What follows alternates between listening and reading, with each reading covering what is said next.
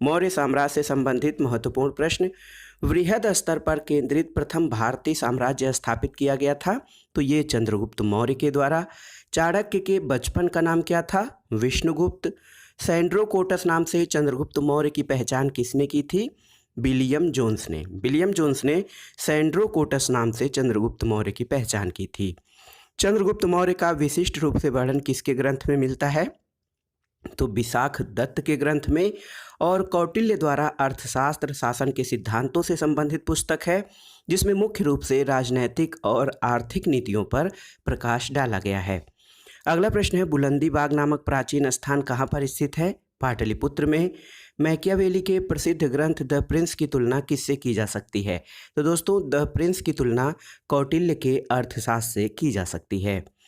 अगला प्रश्न है कि पाटलिपुत्र में स्थित चंद्रगुप्त का महल मुख्यतः किससे निर्मित था? तो ये लकड़ी का था। और सेल्यूकस, जिसे अलेक्जेंडर द्वारा सिंध और अफगानिस्तान का प्रशासक नियुक्त किया गया था, किस भारतीय राजा ने पराजित किया था? तो चंद्रगुप्त मौर्य ने पराजित किया था। अगला प्रश्न है, बिंदुसार ने मैत्रीपूर्ण पत्र व्यवहार में सीरिया के शासक एंटियोकस से 3 वस्तुओं मीठी मदिरा, सूखी अंजीर और एक दार्शनिक या सोफिस्ट की मांग की थी। दार्शनिक को छोड़कर अन्य वस्तुओं को एंटियोकस ने बिंदुसार के पास भेजा था। अगला प्रश्न है, कुम्हरार नामक स्थल से किस प्राचीन नगर के अवशेष प्राप्त हुए हैं? पाटलिपुत्र के। किसने सहिष्णुता, उदारता और करुणा के त्रिविध आधार के आधार पर राजधर्म की स्थापना की थी? सम्राट अशोक ने। और सैंड्रोकोटस, चंद्रगुप्त मौर्य और सिकंदर महान की भेंट का उल्लेख किसने किया है? तो एक ग्रीक इतिहासकार जस्टिन ने चंद्रगुप्त मौर्य और सिकंदर महान की भेंट का उल्लेख किया है। अगला प्रश्न है, मालवा, गुजरात और महाराष्ट्र को किस शासक ने पहली बार जीता था? तो चंद्रगुप्त मौर्य ने। अब आइए देखते हैं मौर्यकालीन तीर्थ या अधिकारी जिनका वर्णन की कौटिल्य के अर्थशास्त्र में किया गया है।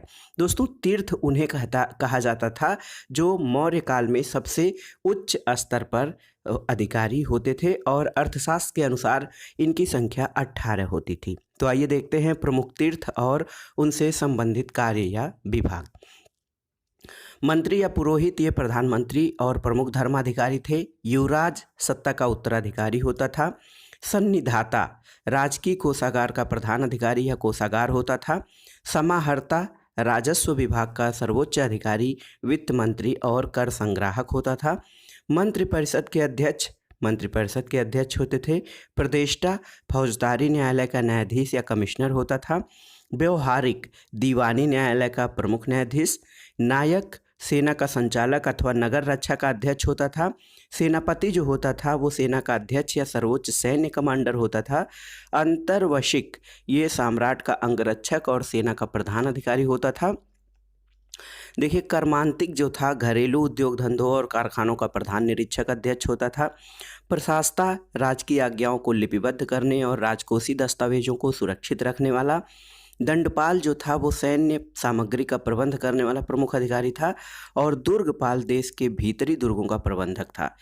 अंतपाल, सीमावर्ती दुर्गों का रक्षक। आटविक, बहुत ही महत्वपूर्ण है, आटविक वन विभाग का सर्वोच्च अधिकारी होता था। और दौवारिक, इसको राजमहल का प्रबंध और देखरेख करने वाला प्रधान अधिकारी कहा जाता था। तथा नागरक जो था वो नगर का सर्वोच्च अधिकारी होता था। मौर्यकालीन अधिकारी पौतवाध्यक्ष का प्रमुख कार्य क्या होता था? तो पौतवाध्यक्ष जो है वो माप तौल का कार्य करता था। दोस्तों, गुर्जरा, मस्की, नेट्टूर और उद्गोलम, इन 4 अभिलेखों में अशोक के वास्तविक नाम यानी अशोक का उल्लेख मिलता है। याद रखिएगा, गुर्जरा, मास्की, नेट्टूर और उद्गोलम। अगला प्रश्न है दोस्तों कि किस मौर्य दक्कन की विजय शासक ने प्राप्त की थी? तो किस मौर्य शासक ने दक्कन की विजय प्राप्त की थी? चंद्रगुप्त मौर्य ने। और यह किस अभिलेख से प्रमाणित होता है कि चंद्रगुप्त मौर्य का प्रभाव पश्चिम भारत तक था? तो ये था रुद्रदामन का जूनागढ़ अभिलेख। चंद्रगुप्त मौर्य अपने जीवन के अंतिम दिनों में श्रवण बेलागोला चले गए थे, जहां उन्होंने जैन विधि से उपवास पद्धति या संलेखना पद्धति के द्वारा अपने प्राण त्याग दिए थे। मगध साम्राज्य में रज्जुक किसे कहा गया है? तो मौर्य शासन में भूमि मापक अधिकारी को रज्जुक कहा गया है। ब्राह्मी लिपि को प्रथम पहचान किस पर उत्कीर्ण पट्टियों के अक्षरों से की गई है? तो ये पत्थर की पट्टियों पर। सम्राट अशोक का शिलालेख शाहबाजगढ़ी से प्राप्त हुआ है। शाहबाजगढ़ी कहाँ है? तो वर्तमान में पेशावर पाकिस्तान में स्थित है शाहबाजगढ़ी। अशोक के शिलालेखों में प्रयुक्त भाषा कौन सी थी? तो ये दोस्तों प्रयुक्त भाषा थी प्राकृत। अशोक के अभिलेखों के खोजकर्ता यहाँ पर देख लेते हैं। तो धौली अभिलेख, ये इसके खोजकर्ता किट्टू थे 1837 में। भाब्रू शिलालेख कैप्टन बर्ट ने 1840 में खोज की थी। बराबर और नागार्जुनी गुफा हैरिंगटन ने 1785 में। दिल्ली टोपरा शिलालेख की खोज कैप्टन पोलियर ने 1785 में की थी। और दिल्ली मेरठ स्तंभ लेख पैंड्रे टिफेंथलर ने 1750 में। मानसहरा अभिलेख की खोज कैप्टन ले ने 1889 में किया था। कालसी शिलालेख जॉन फॉरेस्ट 1860 में। रुम्मिनदाई शिलालेख फेहरर ने 1896 में किया। जौगढ़ अभिलेख सर वाल्टर इलियट 1850 में। गिरनार अभिलेख लेफ्टिनेंट कर्नल टाड ने 1822 में। और शाहबाजगढ़ी एक फ्रांसीसी अधिकारी ने 1836 में किया था। देखिए इलाहाबाद स्तंभ लेख की खोज टी.एस. बर्ट ने 1834 में। और मस्की अभिलेख जो है दोस्तों, इसकी खोज बीडेन ने 1915 में किया था। इसके अलावा निगाली सागर फेहरर ने 1895 में। रामपुरवा अभिलेख की खोज कार्लाइल ने 1872 में। और सारनाथ स्तंभ की खोज आर.एल. स्टाइन ने 1905 में किया था। तो इसमें से आपके लिए महत्वपूर्ण ये है कि जो सबसे महत्वपूर्ण अभिलेख हैं जैसे सारनाथ, शाहबाजगढ़ी, रुम्मिनदेई, इन दिल्ली मेरठ, दिल्ली टोपरा, ये जो स्तंभ लेख और अभिलेख हैं, इनके आप खोजकर्ता और उसके सन को याद कर लीजिएगा। अगला प्रश्न देखते हैं। अगला प्रश्न है कि अशोक ने बौद्ध होने के बाद भी हिंदू धर्म में आस्था नहीं छोड़ी थी, इसका प्रमाण कहाँ से मिलता है? तो देवनाम्पी प्रियदर्शी यानी देवों का प्यारा उपनाम से ये पता चलता है कि बौद्ध होने के बावजूद हिंदू धर्म में उसने आस्था नहीं छोड़ी थी। प्राक अशोक ब्राह्मी लिपि का पता किस स्थान से चलता है? श्रीलंका स्थित अनुराधापुर से। सारनाथ स्तंभ का निर्माण किसने करवाया था? अशोक ने। और भारतीय उपमहाद्वीप का शासक कौन था जिसने अभिलेखों के माध्यम से शासनादेश जारी किए? वो अशोक था। और वह स्तंभ कौन सा है जिसमें अशोक ने स्वयं को मगध का सम्राट बताया है? बहुत ही महत्वपूर्ण है, भाब्रू स्तंभ, राजस्थान।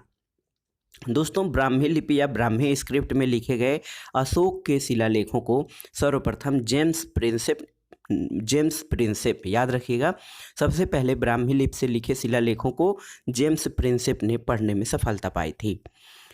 अशोक के किस अभिलेख से धम्म महामात्रों की नियुक्ति की सूचना मिलती है? 5वें बृहत शिलालेख से। गुर्जला लघु शिलालेख कहाँ स्थित है? मध्य प्रदेश के दतिया जिले में। और मौर्य काल में भूमि कर जो कि राज्य की आय का मुख्य स्रोत था, किस अधिकारी द्वारा एकत्र किया जाता था? ये सीताध्यक्ष द्वारा। मध्य प्रदेश स्थित सांची के स्तूप का निर्माण किस मौर्य शासक ने कराया था? अशोक ने। और दोस्तों मौर्य राजवंश के शासकों के सुदूर देशों जैसे सीरिया और मिस्र के साथ राजकीय संबंध थे। उत्तराखंड में सम्राट अशोक के शिलालेखों की एक प्रति किस स्थान से प्राप्त हुई है? कालसी से। प्रसिद्ध यूनानी राजदूत मेगास्थनीज भारत में किसके दरबार में आया था? चंद्रगुप्त मौर्य के। अब यहाँ पर आइए देखते हैं प्रमुख अधिकारी और उनके विभाग।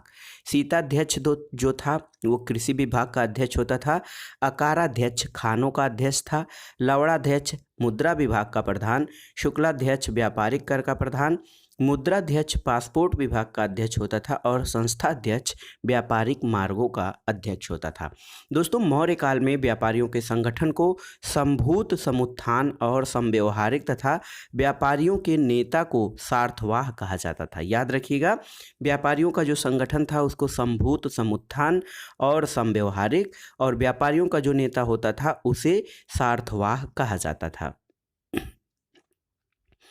अगला प्रश्न है कि गुप्तचर व्यवस्था को प्रथम विस्तृत विवरण किस ग्रंथ में मिलता है? अर्थशास्त्र में। मौर्य काल की किस पुस्तक में जहाज निर्माण और नाविक गतिविधियों का वर्णन है? ये है इंडिका, जो कि मेगास्थनीज द्वारा लिखी गई थी। चंद्रगुप्त मौर्य अपने अंतिम समय में किस धर्म का अनुयायी हो गया था? जैन धर्म का। और कौन सा मौर्य काल में शिक्षा का सर्वाधिक प्रसिद्ध केंद्र था? ये था तक्षशिला। तक्षशिला शिक्षा का प्रमुख केंद्र। मौर्यों के शासनकाल में जो है सर्व प्रमुख शिक्षा का केंद्र दोस्तों तक्षशिला था और गांव के शासन को स्वायत्तशासी पंचायतों के माध्यम से संचालित करने की व्यवस्था का सूत्रपात किस वंश ने किया था? तो ये था मौर्य वंश। अगला प्रश्न है दोस्तों, मेगस्थनीज ने अपनी पुस्तक इंडिका में भारतीय समाज को 7 श्रेणियों में विभाजित किया है। अशोक का समकालीन शासक तुर्मै कहाँ का राजा था? ये मिस्र का था और मिस्र के शासक 288 से 246 ईसा पूर्व टालमी फिलाडेल्फस के साथ अशोक के राजनीतिक संबंध थे और संभवतः इसी को तुर्मै कहा गया है। चंद्रगुप्त मौर्य और अशोक दोनों का एक साथ उल्लेख किसके अभिलेख में किया गया है? तो ये है महाक्षत्रप रुद्रदामन का जूनागढ़ अभिलेख। इसमें चंद्रगुप्त मौर्य और अशोक दोनों का एक साथ उल्लेख किया गया है। दोस्तों, भाग और बल किसके प्रमुख स्रोत थे? तो ये राजस्व के स्रोत थे। गिरनार क्षेत्र में एक झील का निर्माण किस शासक ने करवाया था? ये है चंद्रगुप्त मौर्य। दोस्तों, कौशाम्बी और प्रयागराज के स्तंभों में अशोक की रानी कौरुवाकी द्वारा दान किए जाने का उल्लेख मिलता है।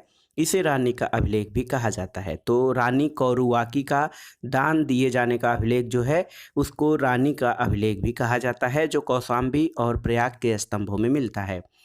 प्राचीन भारत के किस ग्रंथ में पति द्वारा परित्यक्त पत्नी के लिए विवाह विच्छेद की अनुमति दी गई थी? अर्थशास्त्र में। और कलिंग युद्ध की विजयों और क्षत्रियों का वर्णन अशोक के किस शिलालेख में है? 13वें शिलालेख में। तो कलिंग युद्ध की विजय का वर्णन 13वें शिलालेख में है। अशोक के अभिलेखों से किस दक्षिणी राज्य के अतिरिक्त सभी दक्षिणी राज्यों का उल्लेख मिलता है? तो सातवाहन राज्य के अतिरिक्त अन्य सभी दक्षिणी राज्यों का उल्लेख अशोक के अभिलेखों में मिलता है। अंतिम मौर्य सम्राट कौन था? याद रखिएगा, बृहद्रथ जो कि अंतिम मौर्य सम्राट था। मौर्यों की जल संसाधन व्यवस्था की जानकारी किस अभिलेख से प्राप्त होती है? रुद्रदामन का गिरनार अभिलेख। और अशोक का समकालीन मिस्र का राजा कौन था? तो वो था अलेक्जेंडर। अगला प्रश्न है दोस्तों, सेल्यूकस निकेटर जिसे चंद्रगुप्त मौर्य ने अफगानिस्तान प्राप्त किया था वह कहाँ का शासक था? तो सेल्यूकस निकेटर जो था वो सीरिया बेबीलोन का शासक था। और अशोक के पश्चात देवनाम्पिय की उपाधि किसने धारण की थी? तो वो था दशरथ। आइए देखते हैं अशोक की प्रमुख उपाधियाँ। अशोक जो है वो मस्की लघु शिलालेख में है। देवनामप्रियस या अशोक राजा गुर्जरा लघु शिलालेख में। अशोक मौर्य रुद्रदामन का जूनागढ़ अभिलेख में। प्रियदर्शी राजा बराबर गुहा लेख में। प्रियदर्शी राजा मगध भाब्रू बैराट लघु शिलालेख में। और प्रियदर्शी राजा कंधार बृहद शिलालेख में। दीपवंश महावंश में। अशोक वर्धन पुराणों में। राजा अशोक नेटूर लघु शिलालेख में। और राजा अशोक देवनाम्पीय ये उद्गोलम लघु शिलालेख में इसकी उपाधि है। अशोक ने अपने पिता बिंदुसार के शासनकाल में किस क्षेत्र में विद्रोह का दमन किया था? वो तक्षशिला था। और अपने ऊपर आश्रित बच्चों और पत्नी की समुचित व्यवस्था किए बिना भिक्षु बनने वालों के लिए किसने दंड का प्रावधान किया था? कौटिल्य ने। खरोष्ठी लिपि की उत्पत्ति किससे हुई? आरमाइक भाषा से। और कौटिल्य किसके प्रधानमंत्री थे? दोस्तों, कौटिल्य विष्णु शर्मा गुप्त या चाणक्य एक ही व्यक्ति के नाम माने जाते हैं जो कि चंद्रगुप्त मौर्य के सेनापति थे, प्रधानमंत्री थे।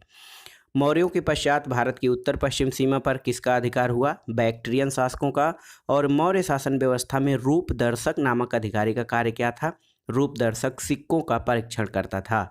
वह मौर्य राजा जो अमित्रघात के नाम से जाना जाता है वो बिंदुसार था।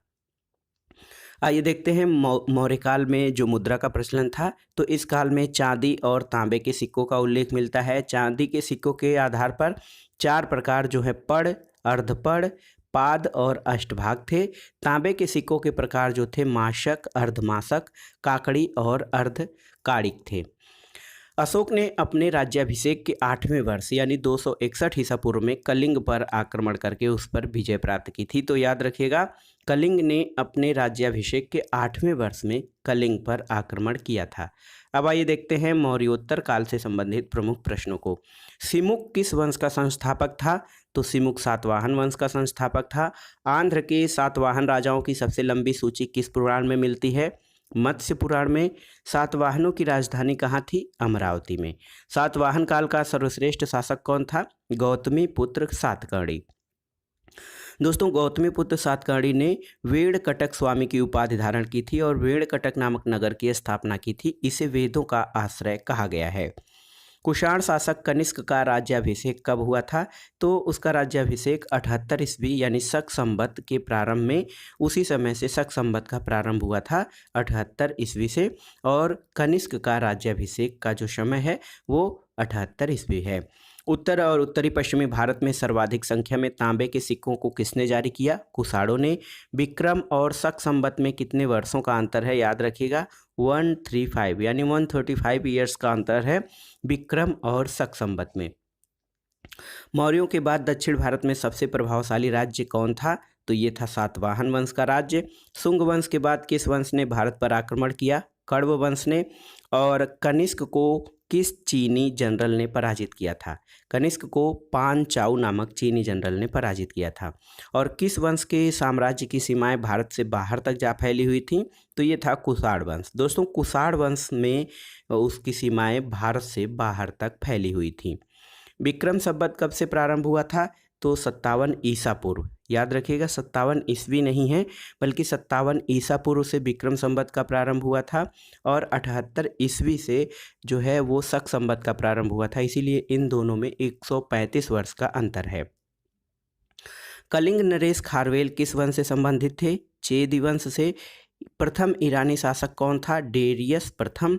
और अफगानिस्तान में स्थित बामियान किसके लिए प्रसिद्ध था? ये बुद्ध की विशाल प्रतिमाओं के लिए प्रसिद्ध था। किसके सिक्कों पर मातृदेवी उमा का नाम मिलता है? कुषाण शासक के।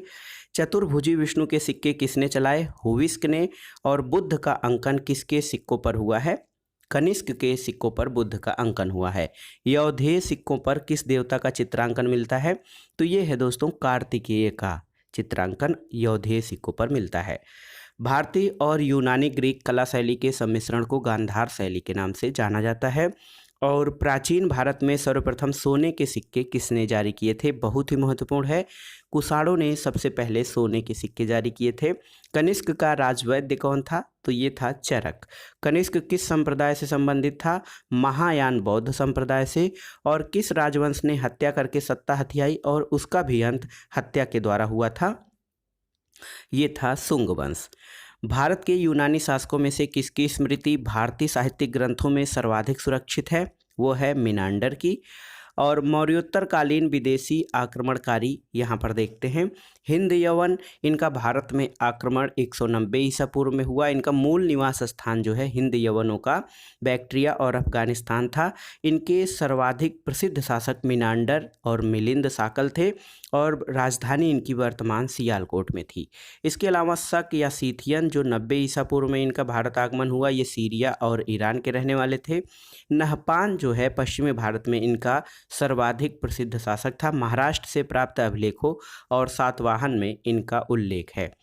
पार्थियन या पहलव जो थे वो पहली सदी ईसा पूर्व के अंत में भारत आगमन हुआ। पार्थिया और ईरान में इनका मूल निवास स्थान था। गोंडो फर्नीज इनका सर्वाधिक प्रसिद्ध शासक था और बेग्राम अफगानिस्तान में विशाल संख्या में इनके सिक्के मिलते हैं। इसके अलावा कुषाण और यूची 15 ईस्वी में इनका भारत आगमन हुआ। चीनी और तुर्किस्तान इनका मूल स्थान था। और कुषाण वंश का सर्वाधिक महत्वपूर्ण शासक कनिष्क हुआ। उज्जैनी वर्तमान उज्जैन और पुरुषपुर वर्तमान पेशावर ये इनकी राजधानी थी। दोस्तों आक्रमणकारियों का क्रम अगर जो आपको बताना होगा तो हिंद यवन, शक, पहलव और कुषाण ये भारत में बाहरी आक्रमणकारियों का क्रम है। सबसे पहले सिक्के सोने के सिक्के जारी करने का श्रेय कुषाण शासक विम कडफिसेस को दिया जाता है। तो कुषाण शासकों ने सबसे पहले सोने के सिक्के चलाए थे और इसका श्रेय सबसे पहले कुषाण शासक विम कडफिसेस को जाता है। आइए देखते हैं गुप्त काल से संबंधित महत्वपूर्ण प्रश्न। गुप्त राजवंश का प्रथम शासक कौन था? श्रीगुप्त। नगरों का क्रमिक पतन किस एक काल की महत्वपूर्ण विशेषता थी? गुप्त काल की। प्राचीन भारत में किस वंश का शासनकाल स्वर्ण युग के रूप में जाना जाता है? तो गुप्त वंश का जो शासनकाल है ये गोल्डन एज के रूप में जाना जाता है। गुप्त वंश का जो शासनकाल का अवधि रहा वो क्या था? 275 से 550 ईस्वी है। ये गुप्त वंश का शासनकाल है। भारत का नेपोलियन बहुत ही महत्वपूर्ण है, नेपोलियन ऑफ इंडिया, ये समुद्रगुप्त को कहा जाता है। समुद्रगुप्त प्रथम गुप्त शासक था जिसने परम भागवत की उपाधि धारण की थी और इसके बाद गुप्त शासक चंद्रगुप्त द्वितीय ने भी परम भागवत की उपाधि धारण की थी। तो याद रखिएगा, समुद्रगुप्त प्रथम गुप्त शासक था जिसने परम भागवत की उपाधि धारण की थी। लेकिन कई बार प्रश्न ये पूछता है कि परम भागवत की उपाधि किसने धारण की थी, तो इसमें चंद्रगुप्त द्वितीय ऑप्शन जो होता है वो देता है, समुद्रगुप्त प्रथम का नहीं। गुप्त संवत की स्थापना किस शासक ने की थी? चंद्रगुप्त प्रथम ने। और किस गुप्त राजा भी एक अन्य नाम, किस गुप्त राजा का एक अन्य नाम देवगुप्त था? तो ये था चंद्रगुप्त द्वितीय। दोस्तों, गुप्त काल में उत्तर भारतीय व्यापार किस पत्तन से संचालित होता था? तो ये था ताम्रलिप्ति बंदरगाह। और इलाहाबाद स्तंभ अभिलेख या प्रयाग प्रशस्ति में समुद्रगुप्त के शासनकाल और सैन्य अभियानों के बारे में जानकारी मिलती है। किस गुप्त शासक ने सर्वप्रथम सिक्के जारी किए थे? चंद्रगुप्त प्रथम ने। गुप्तकालीन स्वर्ण मुद्रा को क्या कहा जाता था? तो ये था दीनार। दीनार गुप्तकालीन स्वर्ण मुद्रा का नाम था। दिल्ली की कुव्वतुल इस्लाम मस्जिद के प्रांगण में स्थित प्रसिद्ध लौह स्तंभ किसकी स्मृति में बनाया गया था? चंद्रगुप्त विक्रमादित्य की स्मृति में। और किस शासक को शक विजेता कहा जाता है? तो ये हैं चंद्रगुप्त द्वितीय, यानी चंद्रगुप्त विक्रमादित्य को शक विजेता कहा जाता है। गुप्त शासकों की प्रमुख उपाधियों के बारे में जानते हैं। श्रीगुप्त, इसने आदिराज और महाराज की उपाधि धारण की थी। चंद्रगुप्त द्वितीय, इसने विक्रमादित्य और विक्रमांक। स्कंदगुप्त ने शकादित्य और सक्रोपम तथा समुद्रगुप्त ने पराक्रमांक। कुमारगुप्त ने महेंद्रादित्य और चंद्रगुप्त प्रथम ने महाराजाधिराज की उपाधि धारण की थी। तो याद रखिएगा, चंद्रगुप्त द्वितीय को विक्रमादित्य कहा जाता है, स्कंदगुप्त शक्रादित्य और जो चंद्रगुप्त प्रथम है उसने महाराजाधिराज की उपाधि धारण की थी। गुप्तकालीन अधिकारी जो हैं उनके बारे में आइए जानते हैं। महासेनापति सेना का सर्वोच्च अधिकारी होता था। रणभंडागारिक, ये सेना की आवश्यकताओं को पूरा करने वाला अधिकारी। महासंधि विग्राहक, युद्ध और शांति का प्रधान था। महाभंडारागाराधिकृति, ये राज की कोष का प्रधान था। महाअक्षपटलिक, अभिलेख विभाग का प्रधान होता था। सर्वाध्यक्ष, केंद्रीय सचिवालय का प्रधान था। महाप्रतिहार, राजप्रसाद का मुख्य सुरक्षा अधिकारी।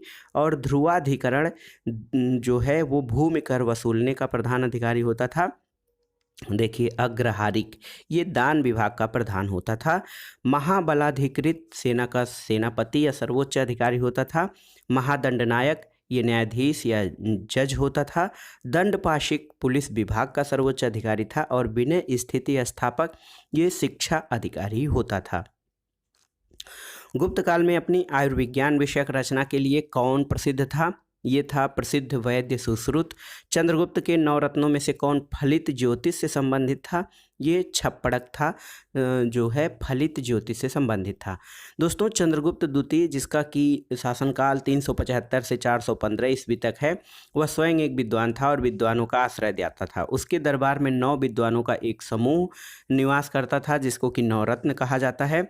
इसमें कालिदास, धन्वंतरी, छपड़क, शंकु, बेताल भट्ट, अमर सिंह, घटरपर, बाराहमिहिर और वररुच जैसे विद्वान थे।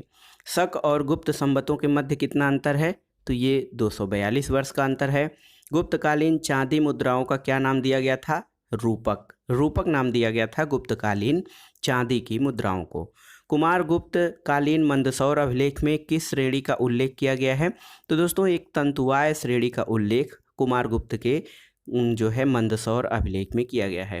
दोस्तों, सुपिया का लेख में ये मध्य प्रदेश के रीवा जिले में स्थित है। यहाँ पर गुप्त वंश को घटोत्कच वंश भी कहा जाता है। तो याद रखिएगा, मध्य प्रदेश के रीवा जिले में स्थित सुपिया का लेख में गुप्त वंश को घटोत्कच वंश कहा गया है।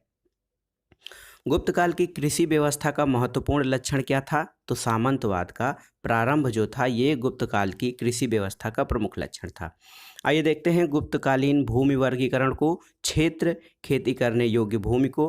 वास्तु, निवास करने योग्य भूमि थी। खिल, वह भूमि जो कृषि योग्य नहीं होती थी। अपृहत, जंगली भूमि को। और चारागाह जो था वो पशुओं के चरने के लिए छोड़ी गई भूमि को कहा जाता था। किस शासक ने 4 अश्वमेध यज्ञ किए थे? प्रवरसेन प्रथम ने। कायस्थ शब्द का उल्लेख किस ग्रंथ में मिलता है? मुद्रा राक्षस में। और ईंटों से निर्मित गुप्तकालीन मंदिर कहाँ पर स्थित है? तो ये बिठूर कानपुर में स्थित है। अगला प्रश्न है दोस्तों, कुमारगुप्त के समय में ही मध्य भारत में रजत सिक्कों यानी चांदी के सिक्कों मयूर शैलों का प्रचलन हुआ। उसने महेंद्रादित्य की उपाधि धारण की थी और नालंदा विश्वविद्यालय की स्थापना कुमारगुप्त के शासनकाल में हुई थी। तो याद रखिएगा, नालंदा विश्वविद्यालय की स्थापना कुमारगुप्त के शासनकाल में हुई थी। गुप्त काल में पैठन की प्रसिद्धि का कारण क्या था? तो पैठन एक व्यापारिक मंडी थी। और ये देखिए शतरंज का खेल दोस्तों, शतरंज का खेल भारत में गुप्त काल के दौरान प्रारंभ हुआ था। यहाँ इसे चतुरंग के नाम से जाना जाता था। भारत में यह खेल जो है ईरान और उसके बाद यूरोप पहुँचा था। गुप्त काल में किस बंदरगाह से दक्षिण पूर्वी एशियाई राष्ट्रों को जहाज रवाना होते थे? ताम्रलिप्ति बंदरगाह। और किस चीनी यात्री ने गुप्त काल में भारत की दशा का वर्णन किया है? तो फाहियान था, जिसने गुप्त काल में भारत की यात्रा की थी और उसने गुप्त काल में भारत की दशा का वर्णन किया है। भारत हिंदू देवी देवताओं को समर्पित सबसे प्राचीन मंदिर किसके काल का है? तो ये गुप्त काल का है। दोस्तों, सती प्रथा का सर्वप्रथम अभिलेखिक साक्ष्य एरण अभिलेख से प्राप्त हुआ था। यह अभिलेख 510 ईस्वी का है, जिसमें गोपराज नामक सेनापति के स्त्री के सती होने का उल्लेख मिलता है। गुप्त काल में चीन से भारत में किस वस्तु का आयात किया जाता था? रेशमी कपड़े। रेशमी कपड़ों का आयात भारत में चीन से किया जाता था गुप्त काल में। गणराज्यों के अंत के लिए कौन उत्तरदायी था? ये समुद्रगुप्त था। गुप्त काल का प्रसिद्ध खगोल शास्त्री आर्यभट्ट था। और गुप्तकालीन चित्रकला का उत्कृष्टतम रूप कहाँ मिलता है? अजंता की गुफाओं में। दोस्तों, विशाख दत्त द्वारा रचित देवी चंद्रगुप्तम में ये उल्लेख मिलता है कि चंद्रगुप्त द्वितीय ने अपने बड़े भाई रामगुप्त की हत्या की थी। बहुत ही महत्वपूर्ण तथ्य है कि विशाख दत्त द्वारा रचित जो नाटक है देवी चंद्रगुप्तम, इसमें ये उल्लेख मिलता है कि चंद्रगुप्त द्वितीय ने अपने बड़े भाई रामगुप्त की हत्या की थी। अगला प्रश्न है, किसके स्वर्ण सिक्के में हीन यानी मिलावट धातु का प्रतिशत सर्वाधिक है? स्कंदगुप्त में। गुप्त काल में लिखित संस्कृत नाटकों में स्त्रियों और शूद्रों के संवाद किस भाषा में हैं? तो गुप्त काल में जो नाटक लिखे गए संस्कृत नाटक, उसमें स्त्री और शूद्र प्राकृत भाषा में बात करते थे। गुप्त वंश का अंतिम शासक कौन था? विष्णुगुप्त था। चंद्रगुप्त द्वितीय विक्रमादित्य को किस कारण से शकार कहा जाता है? शकों पर विजय के कारण चंद्रगुप्त द्वितीय यानी चंद्रगुप्त विक्रमादित्य को शकार का उपाधि धारण किया था। किस अभिलेख में समुद्रगुप्त को लिच्छवी दौहित्र बताया गया था? तो ये है प्रयाग अभिलेख। और हूणों ने स्कंदगुप्त के शासनकाल में आक्रमण किया था। इसमें स्कंदगुप्त ने हूणों पर विजय प्राप्त की थी। तो याद रखिएगा, हूणों का आक्रमण स्कंदगुप्त के समय काल में हुआ था और स्कंदगुप्त ने उन पर विजय प्राप्त की थी। गुप्त काल में श्रेणियों से बड़ी संस्था जिसको शिल्प श्रेणी या सदस्य थी, उसको क्या कहा जाता था? उसको निगम कहा जाता था। अग्रहार क्या होता था? दोस्तों, ब्राह्मणों को दिया जाने वाला जो भूदान था उसको अग्रहार कहा जाता था। विदिशा के पास उदयगिरी युद्ध गुफाओं का निर्माण किस काल में हुआ था? तो ये गुप्त काल में हुआ था। विदिशा के पास उदयगिरी बुद्ध गुफाओं का निर्माण। वाराह गुफा का निर्माण किस देवता के सम्मान में करवाया गया था? भगवान विष्णु के। यहाँ पर देखिए, गुप्त साम्राज्य के समकालीन राजवंश जो हैं वो और उनके संस्थापक। वाकाटक राजवंश जो था ये 255 ईस्वी में था। विंध्य शक्ति इसका संस्थापक था। इसके अलावा वाकाटक राजवंश 330 ईस्वी, इसमें सर्वसेन ने इसकी स्थापना की थी। नाग राजवंश 350 ईस्वी में स्थापना हुई थी, भवनाग ने किया था। त्रैककूट राजवंश 415 ईस्वी में इंद्रदत्त द्वारा और हूण राजवंश की स्थापना 500 ईस्वी में तोरमार द्वारा की गई थी। ये देखिए माथुर राजवंश, ये 325 ईस्वी में अच्युत और 350 ईस्वी में इसका शासक शंकर वर्मन रहा। तो इसमें सबसे महत्वपूर्ण है देखिए वाकाटक राजवंश, विंध्य शक्ति और सर्वसेन को इसका संस्थापक माना जाता है। इसके अलावा यहाँ पर देखिए हूण राजवंश का संस्थापक तोरमार को माना जाता है। दोस्तों, कल्हड़ जिनको कि भारत का सबसे पहले इतिहास लिखने का, क्रमबद्ध इतिहास लिखने का दर्जा मिला हुआ है इनको। कल्हड़, इनकी रचना राजतरंगिणी है। कल्हड़ के अनुसार अशोक ने अपने शासन के 7वें वर्ष में कश्मीर को जीता था और कश्मीर में श्रीनगर की स्थापना की थी। तो याद रखिएगा, श्रीनगर की स्थापना अशोक के द्वारा की गई थी।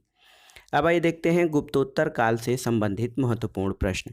गुर्जर प्रतिहार वंश की स्थापना किसने की थी? नागभट्ट प्रथम ने। राष्ट्रकूट साम्राज्य की स्थापना दंतिदुर्ग ने की थी। गुप्तोत्तर काल में भारत में मुख्यतः किसका आयात किया जाता था? घोड़ों का आयात किया जाता था। और मौखरी शासकों की राजधानी कहाँ स्थित थी? मौखरी वंश के शासकों की राजधानी कन्नौज में स्थित थी। दोस्तों, सम्राट हर्षवर्धन इसने अपने शासनकाल में कन्नौज और प्रयाग में 2 बौद्ध महासम्मेलनों का आयोजन किया था। बाल विवाह की प्रथा किसके शासनकाल में प्रारंभ हुई थी? कुषाण काल में। और प्राचीन भारत में सिंचाई कर को क्या कहा जाता था? तो विदक भागम कहा जाता था। प्राचीन भारत में सिंचाई कर को कहा जाता था। हर्ष के प्रशासन में अवंत युद्ध और शांति का अधिकारी था।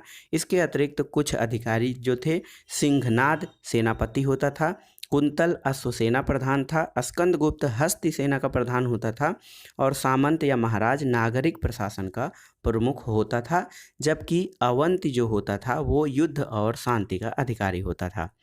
तीसरी शताब्दी में वारंगल किस लिए प्रसिद्ध था? दोस्तों, लोहे के यंत्रों और उपकरणों के लिए वारंगल प्रसिद्ध था।